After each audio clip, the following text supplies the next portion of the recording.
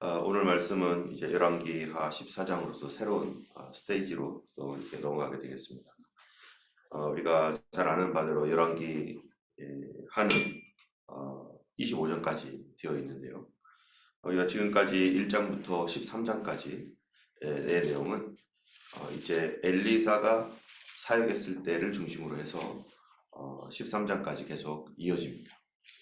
그래서 엘리야가 승천을 하고, 그리고 엘리사가 그 사역을 이어받고, 그런 다음에 그때 여러 왕들이 이스라엘에 많이 있었는데, 그러한 그 왕들이 지나가는 그런 그 엘리사의 사역 기간, 여호람 왕부터 해가지고 그래서 그 예후의 반란이 일어나고, 그리고 예후가 집권을 하고 예후의 아들 요아스까지 이렇게 내려가는 그 기간 동안에 이제 엘리사가 전체적으로 사역을 하게 되는 거죠. 그런 가운데 엘리사를 통해서 하나님께서 많은 이스라엘의 구원을 준비해 주셨고, 그리고 이스라엘의 병거와 마병처럼 엘리사가 이스라엘에게 큰 축복이었습니다.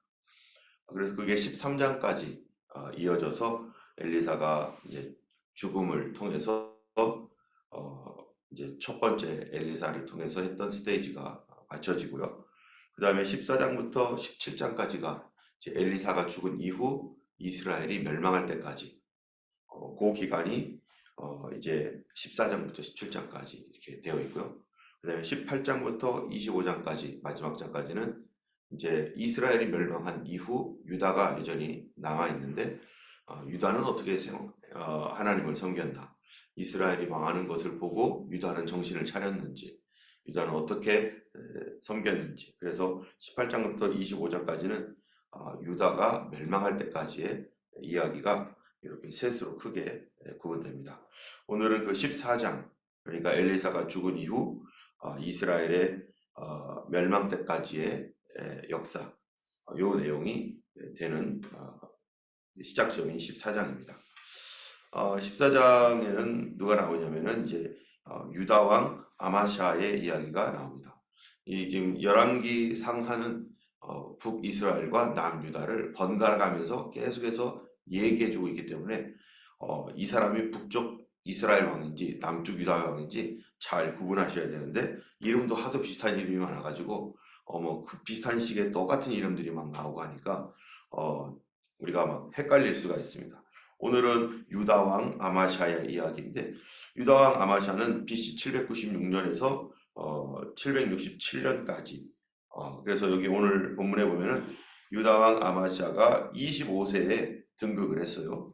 25세에 왕이 되어서 이 2절에 보니까 29년간을 다스렸습니다. 그래서 그가 총 나이가 몇 세까지 다스린 거냐면 54세까지 다스리고, 그 다음에 이제 그 아들에게 물려주게 되었는데, 이 아마샤는 한마디로 말하면 성경에 뭐라고 평가를 하고 있는가?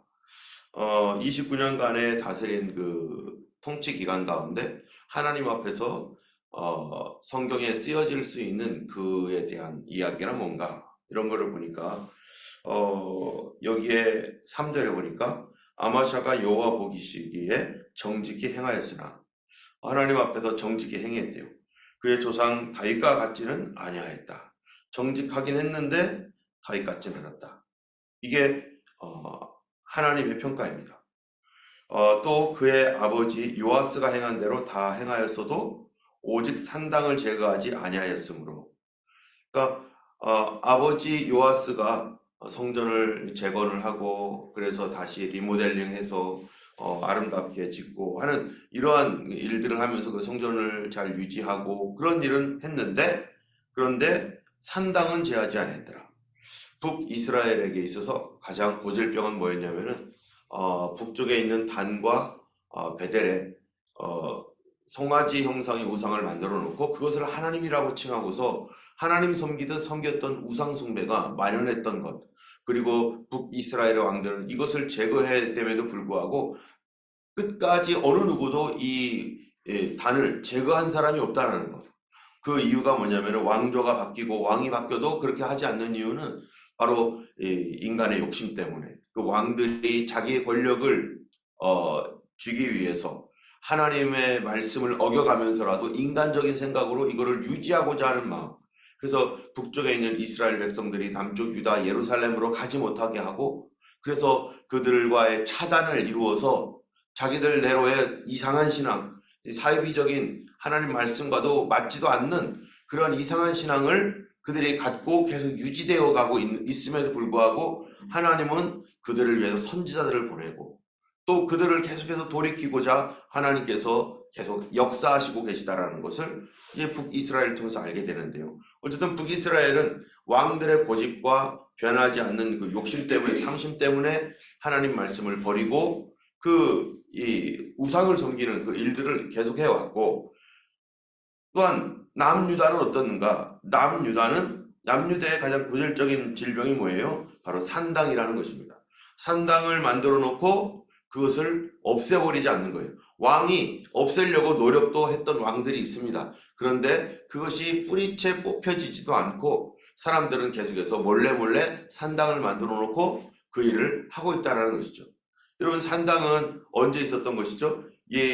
솔로몬 왕이 하나님 앞에 제사를 드렸을 때 기브온 산당에서 제사를 드렸습니다. 그 당시에는 성전이 없었기 때문이죠.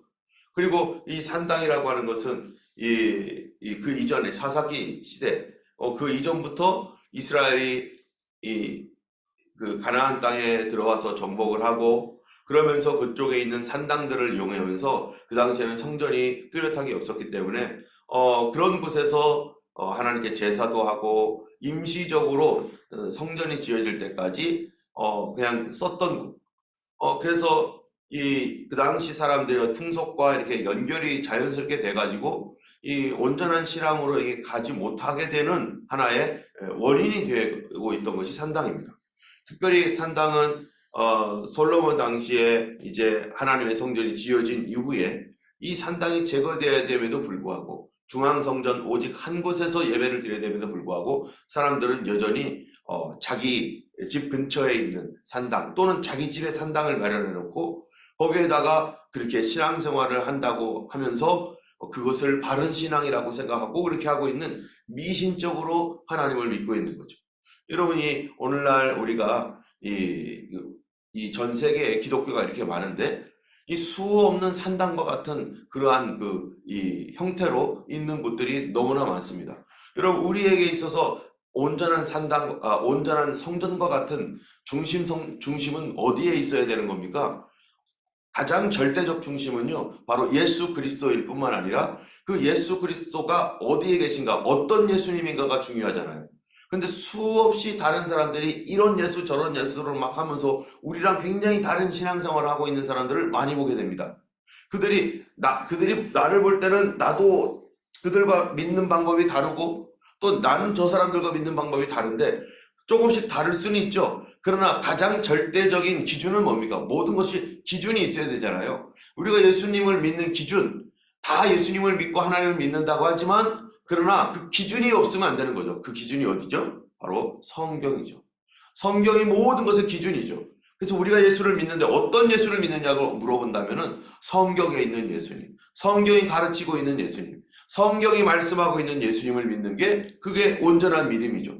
그런데 이 땅에 수많은 그 기독교 분파들이 있는데 거기에 어떤 데는 성경에도 없는 예수님을 거기다가 자기 전통이라고 하는 이름으로 만들어 놓고 성경에 없는 것을 따라가고 성경이 있지도 않는 방법대로 자기들이 그런 신앙생활을 하면서 자기 나름대로 신앙생활을 하고 있는 거예요. 그러면 이런 것들이 뭡니까? 결국엔 이게 산당과 같은 거죠. 그 당시에 산당은 자기의 편리대로 자기가 원하는 대로, 그래서 하나님의 성경적 중심이 없고 신학적 중심이 없이 그냥 자기가 믿고 싶은 대로 믿는 게 산당이에요.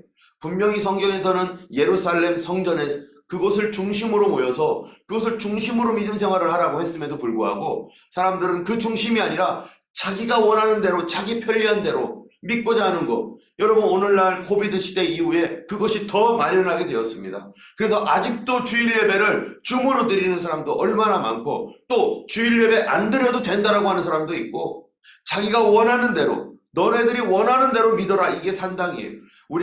내가 만약에 예수님을 믿는다면은 우리 교회가 예수님을 믿고 있다라면은 우리가 반드시 점검해야 될 것은 우리가 하고 있는 이 일이 성경에 근거하고 있는가? 우리가 하고 있는 이 일이 성경적인가? 이거를 봐야 되는 거죠. 우리랑 조금 다르게 믿는 그런 그 사람들도 있고, 이 민족별로 또 뭐 여러 가지 이렇게 많은 교회들이 전 세계에 있잖아요. 다를 수밖에 없겠죠. 다양할 수밖에 없겠죠.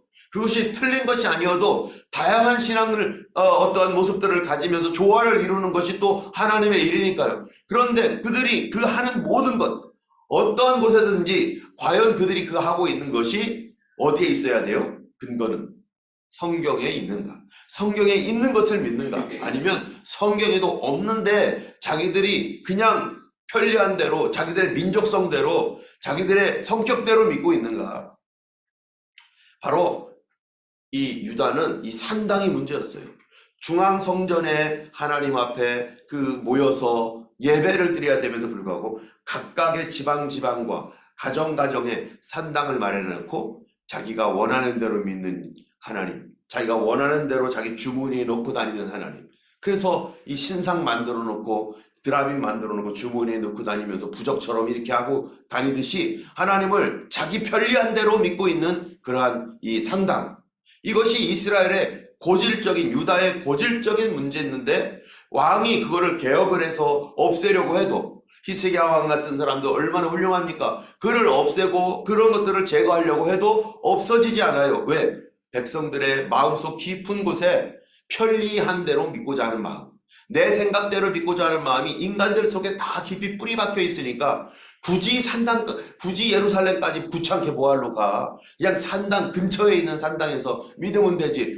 믿기만 하면 되지. 마음이 중요한 거지. 이렇게 생각하면서 성경 말씀을 무시하는 거예요. 하나님 말씀을 무시하고 살아가는 거예요. 우리 성도들의 신앙생활의 기준이 어디에 있습니까? 내가 원하는 대로 믿는 마음만 있으면 되는 겁니까? 믿는 마음이 중요한 게 아니라 성경대로가 됐는가, 성경대로인가, 하나님 말씀이 말한 대로인가, 이게 중요한 거지. 내가 믿는 대로 신앙심 가지고 우리가 천국 갑니까? 종교심 가지고 천국 가는 게 아니라 종교심은 오히려 폭력을 주장하고 종교심은 오히려 이데올로기처럼 돼버리는 거예요. 하나님과의 절대적 관계 안에서 내가 하나님과의 그 깊은 커뮤니케이션 속에서 주님과 인격적 관계를 가지고 살아가는 것이 신앙이고 그분이 말씀하신 말씀이 우리의 기준이 되는 것이죠. 아마샤를 보면은요, 여기 보면은 뭐예요? 5절에 보니까 나라가 그의 손에 굳게 서매 그럼에도 불구하고 산당에서 제사를 드리는 이런 것들이 제거하지 못했음에도 불구하고 어쨌든 그의 왕권은 굳게 섰습니다. 그런데 그의 부왕을 죽인 신복들을 죽였으나 그 아버지를 반역해가지고 죽였던, 그래서 자기가 되긴 했지만은 그 아버지를 죽였던 신복들을 죽였어요. 그런데 6절에 보니까 왕을 죽인 자의 자녀들은 죽이지 아니하였으니 왜요? 아버지를 죽인 신복들은 그런 사람들을 죽였는데 그의 자녀들은 죽이지 않았어요. 만약에 그의 아버지를 반역을 일으켰던 사람들을 죽였을 때 반역자들은요 3대를 멸하듯이 자기 자녀들도 뭡니까? 자기 아버지가 했던 그것들을 따라다닐 거 아니에요. 우리 아버지가 옳다라고 생각할 거 아니에요, 어떤 자녀들은. 그러면 또 다른 반역을 일으킬 수 있는 가능성이 굉장히 많습니다. 그래서 3대도 멸하고 막 그냥 그 전체를 멸하고 막 그러잖아요. 그런데 아마샤는 그러지 않았다는 거예요. 그 위험함에도 불구하고 왜 그러지 않았느냐? 왜 그러지 않았어요? 모세의 율법책에 기록된 대로 함이라. 이 아마샤가 정직했다라고 하는 그 평가가 내려지는 그 원인이 뭡니까? 이러한 위험에도 불구하고 하나님 앞에서 그가 이거를 따라갔고 하나님 말씀을 순종했다는 거예요. 신명기 24장 16절에 있는 말씀대로, 율법책에 있는 말씀대로 그가 그 아들들은 죽이지 않았다. 하나님 말씀대로 했다. 왕도 그 기준이 어디에 있어야 되는 거예요? 하나님 말씀에 있는 거죠. 그러니까 하나님께서 이 요아스에 대하여 뭐라고 얘기하는? 그가 정직하다. 여러분, 정직한 게 뜻이 뭡니까? 정직하다는 뜻이 뭐예요? 하나님 앞에서 정직하다는 거잖아요. 하나님 앞에서 정직하게 살았다. 그러면 하나님 앞에서 정직하게 살았다라는 얘기는 하나님을 믿고 살았다는 거 아니겠어요? 하나님을 믿었다는 얘기는 뭐냐? 무슨 얘기입니까? 성경대로 살았다는 거예요. 말씀대로 살았다. 왜냐하면 하나님과 우리 사이에는 계약이 있어요. 언약이 있죠. 어떤 언약입니까? 너희가 내 말을 잘 듣고 그 말씀이 언약의 핵심입니다. 이스라엘 백성들의 출애굽기 19장에 보면은 이 하나님께서 언약식을 할 때 너희가 내 말을 잘 듣고 내 명령을 지켜 행하면 내가 세계 모든 민족에 뛰어나게 해주겠다는 신명기 28장의 말씀과 같이 출애굽기 19장이 근본적인 말씀인데 너희가 내 언약을 듣고 내 말을 지키는 것, 그게 하나님과 우리 사이에 뭡니까? 언약이죠. 우리가 하나님의 말씀을 따르겠나이다. 정직하게 우리가 그 말씀을 정직하게 믿겠나이다. 이게 하나님과의 우리 관계 안에서의 언약이고, 예수 그리스도를 믿는 새 언약도 마찬가지죠. 그리스도 예수를 통해서 하나님께로 나아가는데, 그 하나님께로 나아간다라면 그리스도 안에서 이 말씀이 우리의 삶의 기준이 되는 거죠. 그렇기 때문에 우리가 성경에서 정직하다라고 말할 때는 하나님 말씀대로 행했다. 우리가 정말로 정직한 믿음 되기를 원합니다. 정직한 믿음 생활하기 원합니다. 우리 주님 앞에 하나님과의 나와의 관계대로, 언약대로 우리가 살아가는 성도들은, 우리가 하나님 앞에 정직할 때 사무엘상 22장에 보면 뭐라고 되어 있어요? 하나님 앞에 온전한 자는 하나님의 온전하심을 나타내 주시고, 정직한 자에게는 하나님의 정직함을 드러내 주시고, 교만하는 자는 낮추사 주님께서 그들을 살피사 낮추시고, 하나님 앞에 정직했습니다. 우리의 삶의 기준이 하나님 말씀입니다. 자, 그래서 뭐라고 했냐면 곧 여호와의 명령하여 이르시기를 자녀로 말미암아 아버지를 죽이지 말 것이요 아버지로 말미암아 자녀를 죽이지 말 것이라 오직 사람마다 자기의 죄로 말미암아 죽을 것이라 하였더라. 그래서 이 말씀대로 그가 정직하게 했던 것을 하나님이 기쁘게 보시고 이거를 정직하다라고 평가를 해주셨어요. 그러나 그의 삶은 그렇게 정직했지만 다윗과 같지는 않았다는 거예요. 다윗과 같지 않다. 이 말이 무슨 말입니까? 그가 정직하게 행했지만 다윗과 같지 않았다. 다윗은 어떤 사람이냐면 처음부터 끝까지 하나님 앞에 신실하게 순종했던 사람이에요. 중간에 범죄도 있고 부족한 것도 있고 넘어지기도 했지만, 그러나 끝까지 다윗은 우상 숭배하지 않고 타협하지 않고 하나님 말씀대로 그 나라를 지켜나갔던 그런 사람입니다. 그런데 아마샤는 그 앞에는 정직했는데 뒤에는 어땠느냐? 뒤에는 정직하지 않았다는 거예요. 뒤에는 온전하지 못했다는 거예요. 여러분, 우리도 처음 시작은 다 정직하게 갑니다. 다 정말로 깨끗하게 살고 싶고 다 그렇게 누구든지 그 마음이 다 있어요. 그런데 가면서 어떻게 됩니까? 가면서 변질되고 가면서 타락하고 가면서 이상한 곳으로 가는 경우가 얼마나 많습니까? 이거는 어느 누구도 장담할 수 없어요. 항상 깨어서 내가 어디에 있는지, 내가 뭐를 하고 있는지 구분하지 못하면은 나도 똑같은 사람 될 수 있고, 내가 옛날에 손가락질하면서 어떻게 저런 사람이 목사야, 어떻게 저런 사람이 성도라고 할 수 있어 라고 했던 그 손가락질했던 내가 바로 그 길을 갈 수도 있는 거죠. 우리가 정신 차리지 않으면. 이 아마샤뿐만 아니라 이스라엘과 유다의, 이스라엘은 다 악한 왕이었고 유다에 정직하게 갔지만 뒤에 잘못 간 사람들이 얼마나 많은지 몰라요. 처음과 끝이 동일하지 않았어요. 아마샤는 어땠는가? 아마샤를 보면은 이 사람이 교만해졌습니다. 자, 7절에 보니까 아마샤가 송골짜기에서 에돔 사람 10,000명을 죽이고 또 전쟁하여 셀라를 취하고 이름을 욕되리라 하였더니 오늘까지 그러하니라 하는 것처럼 아마샤가 전쟁에서 이겼어요. 에돔 사람과의 전쟁에서 이겼습니다. 이기고 나서 아마샤가 어떻게 행동했느냐? 8절에 아마샤가 예후의 손자 여호아스의 아들 이스라엘 왕 요아스에게 사자를 보내어 이르되 오라 우리가 서로 대면하자 해가지고 서로 싸웠는데 10절에 네가 에돔을 쳐서 파하였으므로 마음이 교만하였으니 하면서 마음이 교만해졌어요. 결국 아마샤가 이스라엘에게 패배했는데, 그리고 비참한 최후로 자기의 신하들에 의해서 똑같이 반역을 당해서 죽습니다. 자, 그러면 여기에는 아마샤가 교만했다. 어떻게 교만했는가? 왜 전쟁이 일어났는가? 이 내용은 잘 안 나와요. 그런데 역대하로 가면은, 역대하 25장에 가면은 그가 무슨 일을 했는지 쭉 나옵니다. 그 일이 뭐냐? 바로 남유다가 에돔과 전쟁을 하려고 하는데 이 그 병력이 좀 부족하니까 이 북쪽 이스라엘에게 이 병사들을 요청했어요. 10만 명을 구워왔습니다. 그리고 은 100달란트를 주고 10만 명을 구워와가지고 이 전쟁을 하려고 하는데 전쟁이 유다 백성들만으로 유다 군대만으로 에돔을 이겨버렸어요. 더 이상 10만 명 쓸 것도 없는 거예요. 그래서 그들이 돌아가니까 돌아가는 길에 이 북이스라엘 군사들이 유다를 도우러 왔다가 전쟁도 못하고 돌아가면서 무슨 일을 했냐면은 이 통제가 안 됐는지 이 유다 쪽에 있는 유다 사람 3,000명을 죽이고 그리고 자기들이 물건을 도둑질해 간 거예요. 그러니까 이 남쪽 왕, 이 아마샤로서는 얼마나 화가 나는 일입니까? 뿐만 아니라 화가 날 뿐만 아니라 에돔을 이기고 나니까 그 마음속이 어떻게 된 교만해지고 내가 내 힘으로도 에돔을 이길 수 있다. 이스라엘 괜히 불러들였네 하면서 이 두 가지 마음이 합쳐가지고 분노와 교만함이 합쳐져서 그 사람이 이제 이스라엘과 전쟁을 하자. 너희들이 이러이러한 일을 했으니 당장 내놔라 해가지고 전쟁을 하는 거예요. 이 전쟁을 하면서 거기서 어려움을 겪고 결국 이 아마샤가 패배를 하는데요. 그때 그 어간에 이 아마샤가 에돔과 전쟁을 하면서 무슨 일을 했는가? 바로 에돔 사람들이 섬기고 있는 이 세일 자손들의 우상, 그들의 우상을 가져다가 거기다가 분향하며 제사를 드립니다.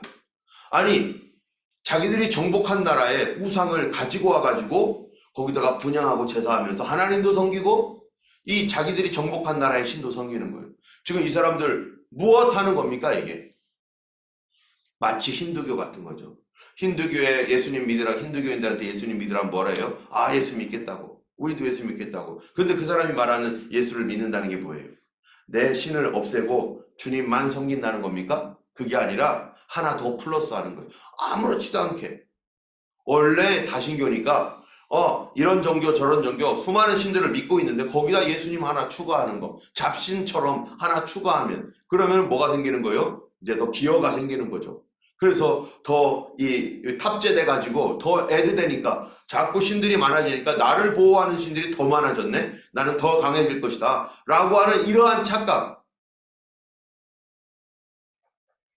이 아마샤가 하나님을 섬기는 것은 하나님과 우리 사이는 결혼 관계와 같이 1대1의 관계로서 하나님만 섬기는 것이지 이 신도 섬기고 저 신도 섬기면서 다 짬뽕해가지고 마치 나의 어떠한 이 커리어를 더 쌓듯이 나의 힘을 더 쌓듯이 여기에 자꾸 무슨 무기 하나 더 추가하듯이 이렇게 추가하는 게 아니라 하나님을 섬기는 것은 결혼 관계와 같은 것인데 이러한 생각들이 아마샤를 어떻게 만들어버렸어요? 타락하게 만들어버렸어요.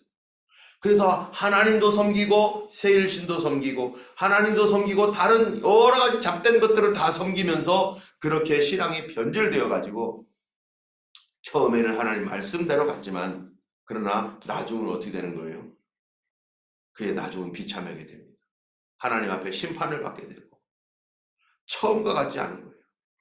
우리의 삶이 정말로 언제나 처음처럼 하나님 앞에서 처음 가졌던 그런 믿음으로 우리가 갈 수 있도록 끝까지 가는 것이 얼마나 중요합니까? 이 땅에 우리와 같이 출발했던 사람 많습니다. 우리랑 같이 출발했던 신앙인들 많은데 어떤 사람 벌써 나가 떨어지고 벌써 타락하고 벌써 시들어버리고 하나님 앞에서 끝까지 가지 못하는 경우가 얼마나 많은지 그거를 보면서 우리도 정신을 차리면서 하나님 아버지, 우리가 정말로 그렇게 가지 않도록 처음과 끝이 동일하게 하나님 앞에 살아야 될 줄을 믿습니다. 이제 아마샤가 그렇게 해서 죽었어요. 아마샤가 죽은 다음에 이스라엘에서는 어떤 일이 일어나느냐? 이 23장에 보니까 23절에 보니까 유다의 왕 요아스의 아들 아마샤 제15년에 이스라엘의 왕 요아스의 아들 여로보암이 사마리아에서 왕이 되어 이스라엘 왕 요아스도 죽었는데 그 아들 여로보암이 사마리아에서 왕이 됩니다. 여러분, 이 여로보암은 북이스라엘에 유명한 왕들이 몇몇 있었는데 그 중에 하나가 아합이에요. 아합 때 이스라엘이 강성해가지고 그래서 세상적으로는 아합이 괜찮은 사람이었죠. 신앙적으로는 이스라엘을 바알 신앙으로 완전히 무너뜨려 가지고 하나님 앞에 악한 존재였지만 정치, 경제, 군사 이런 모든 분야에서는 아합이 굉장히 이 나라를 강성하게 만들었어요. 그 이유가 뭡니까? 그래도 아합이 악한 일을 했어도 하나님의 돌보심이 그래도 있었기 때문에. 그 당시에 누가 있었기 때문이에요? 엘리야가 있었죠. 엘리야를 통해서 하나님이 나라를 개혁하고 엘리야 때문에라도 이 나라가 계속해서 하나님 앞에서 이 무너지지 않도록, 그 다음에 그 아들 에게로 넘어갔을 때도 그때는 누가 있었어요? 엘리사가 있었어요. 엘리사가. 하나님이 이렇게 악한 왕임에도 불구하고 이 영적 리더들을 통해서 그 나라를 하나님이 그래도 보호해 주었기 때문에 그냥 그래 했는데, 이 여로보암은 어떤 사람이냐? 이 예후 왕조의 사람인데 여로보암 왕 때도 이 나라가 굉장히 강성했습니다. 그래서 정치, 경제, 군사 다 괜찮았고 또 심지어 국제 정세까지도 도와주어서 이 여로보암 왕 당시에 잃어버렸던 땅을 찾을 수 있도록. 그래서 왜냐하면 그 주변 나라 아람 국가라든지 이런 데가 다 약해졌어요. 서로 치고받고 싸우고 막 변화가 일어나고 하면서 약해지니까 요 틈을 타가지고 잘됐다 해서 잃어버렸던 국토까지 회복되고. 그 당시에 선지자가 누굽니까? 아미떼의 아들 요나라는 선지자가 있었죠. 이러한 가운데 여로보암이, 여기 보세요. 23절에 보면은 이 특별한 것이 있는데, 그건 뭐냐면은 여로보암이 사마리아에서 왕이 되어 몇 년간을 다스렸냐? 41년을 다스려요. 이스라엘 왕 중에 가장 오래 다스린 사람이 누굴까요? 바로 이 여로보암입니다. 이 유다에서는 이 우시아라는 왕이 제일 오래 다스리는데, 여로보암은 이스라엘에서 41년간 여로보암이 이 나라를 다스려요. 그런데 여로보암 뭐 했어요? 이스라엘을 위한 영토 확장을 하고 또 왕국의 전성기입니다. 여로보암 때는. 그래서 이 정치적으로 경제적으로 아주 번성하고, 그리고 뭐 돈도 많이 벌고 또 어깨에 힘도 들어가고 뭐 이런 그런 많은 일들이 그 이스라엘 가운데 있었는데, 그런데 하나님께서 성경에 쓰려다 보니까 41년을 다스렸는데, 41년 동안 하나님의 나라의 그 왕으로, 이스라엘이란 나라의 왕으로 등극해서 할 일이 얼마나 많겠어요? 41년 동안 한 일이 뭐가 있어요? 하나님께서 무슨 말씀을 여기다 씁니까? 아무것도 없어요. 그렇잖아요. 여로보암이 41년 다스렸으며 24절에 여호와 보시기에 41년 동안 뭐만 했어요? 악을 행하여 이스라엘에게 범죄한 느바세 아들 여로보암의 모든 죄에서 떠나지 않고 단과 베델에서 열심히 분향하면서, 사이비 종교 만들어 놓은 거기에다가 열심히 분향하면서 41년간을 그 일을 하면서 아미떼 아들 선지자 요나를 통해서 영토가 회복될 것이라는 말씀대로 영토는 회복되었지만, 그러나 아무것도 없어요. 뭐를 했어요? 끝이에요. 그 다음에 여로보암 2세에 대한 그 평가는요, 열왕기하 41년 제일 오래 했던 사람인데도 딱 7절로 끝납니다. 23절에서 29절 딱 7절에 아무것도 없어요. 아무것도. 이 세상에서는 정말로 많은 사람들이 알아주는 사람들 많이 있을 것입니다. 세상적으로는 뭐 높은 지위, 명예, 돈도 많이 벌고 뭐 자동차도 아주 엄청 좋은 차 타고 다니고 집도 몇 채나 돼가지고 뭐 부동산 해가지고 막 여기 땅 사고 저기 땅 사가지고 막 그 땅값이 올라가가지고 막 일어나고, 뭐 자녀들은 뭐 아주 훌륭한 사람이 되어서 이 땅에서 좀 이렇게 괜찮은 자녀들로 성장하고 이민사회에서 아주 괜찮게 막 하고 또 사업도 이렇게 늘려나가면서 아주 괜찮은 사람들, 여기 이름 되면 아는 사람 있잖아요. 그래서 정치도 하고 또 뭐 이 호주 사람들 많이 알아가지고 뭐 이렇게 막 연결이 돼가지고 막 그런 사람들 많잖아요. 그런데 교회도 다녀요. 교회에서 장로님도 됐고 권사님도 됐고 또 집사님도 됐고. 그런데 세상에서 이렇게 됐는데 교회 안에서도 그런 직분이 있는데 하나님이 쓰실 거는 하나도 없는 거예요. 하나님이 아무것도 쓸 게 없는 거예요. 교회에서 했던 것도 없고 세상적으로는 엄청난 것 같은데 하나님은 알아주지 않습니다. 이 땅에 수많은 사람들이 그렇게 살아갔어요. 엄청나게 많은 부자들도 있고 수천의 왕들도 있어요. 근데 하나님이 알아주지 않아요. 왕이 되면 뭐예요? 알아주지 않는데. 영원하신 하나님의 기억이 없는데 내가 너를 어떻게 한다고요? 알지 못하노라. 주님, 제가 이 땅에서요, 차도 엄청 좋은 차 탔고요, 집도 수십 채를 갖고 있었고요, 그랬는데 내가 너를 알지 못하노라. 그러면 그게 다 뭡니까? 무엇 하다 왔느냐 물어보면요,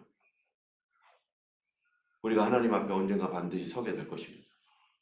이 땅에 수많은 훌륭한 사람들, 부러워하는 사람들, 저렇게 됐으면 좋겠다, 그거 하나님이 알아주지 않는데 그게 무슨 소용이 있으며 그게 어떤 의미를 갖고 있습니까? 자녀들에게 열심히 돈 벌어가지고 물려주려고 하는 거. 시편에 보니까 그게 뭐래요? 그게 악이라는 거예요. 그게 악인들은 자기 자녀들에게 유산을 물려주려고 한다고.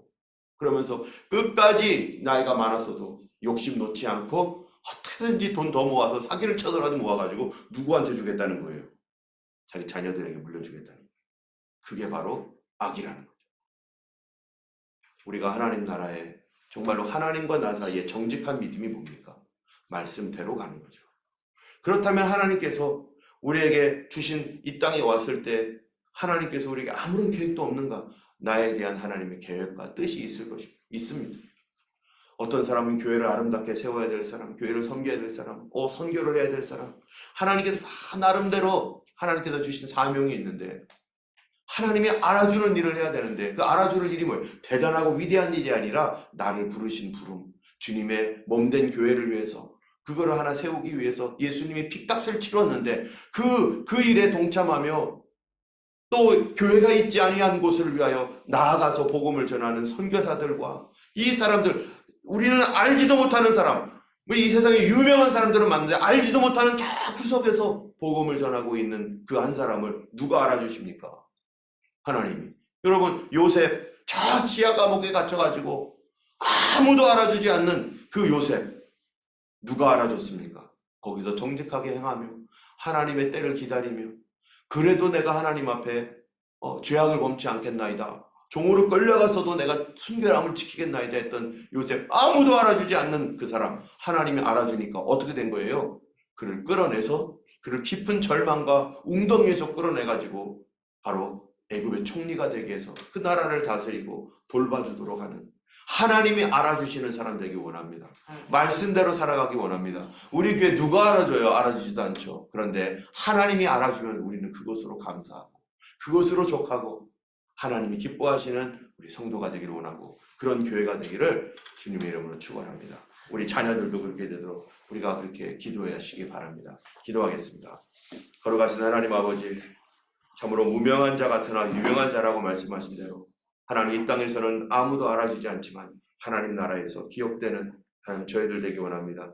처음에는 정직했지만 하나님 뒤에 가면서 우상 숭배자가 되었던 수많은 사람들처럼 하나님이 그렇게 처음과 끝이 달라진 사람이 아니라 처음과 끝이 동일하게 하나님이 유지될 수 있도록 하나님 깨어있게 하여 주시고 회개하게 하여 주시고 정신을 차리게 하여 주시고 주님 오실 날을 바라보면서 하나님 처음 주셨던 말씀 그대로 붙잡고 하나님은 끝까지 하나님이 동일하게 가게 하여 주옵소서. 교만하지 않게 하여 주시옵시고 항상 겸손하게 주님을 섬기며 항상 회개하며 아버지 하나님 우리 자신을 하나님 주의 말씀 앞에 정직하게 하나님 나아갈 수 있는 저희들 될 수 있도록 도와주시옵소서. 어느 누구도 장담할 수 없사오니 하나님 오늘도 지켜주시고 성령님 따라 살게 하여 주시고 믿음 안에 살게 하여 주시고 우리 자녀들과 우리 부모님들도 아버지 다 그리스도 안에서 한 믿음 한 소망으로 한 성령을 마시며 하나님 주님 앞에 살아갈 수 있게 인도하여 주시옵소서. 오늘도 예수님과 동행하는 하루가 되기를 원합니다. 하나님 사명 감당하는 하루가 되기를 원합니다. 주님 앞에서 쓸 것이 있는 하루가 되게 도와주시옵시고 아버지 하나님 항상 주님을 더욱더욱 사랑할 수 있는 겸손한 저희가 되게 도와주시옵소서. 성령 충만키를 간절히 원하며 우리 주 예수님 이름으로 기도드렸사옵나이다. 아멘. 항상 성령의 충만한 교회가 되도록 또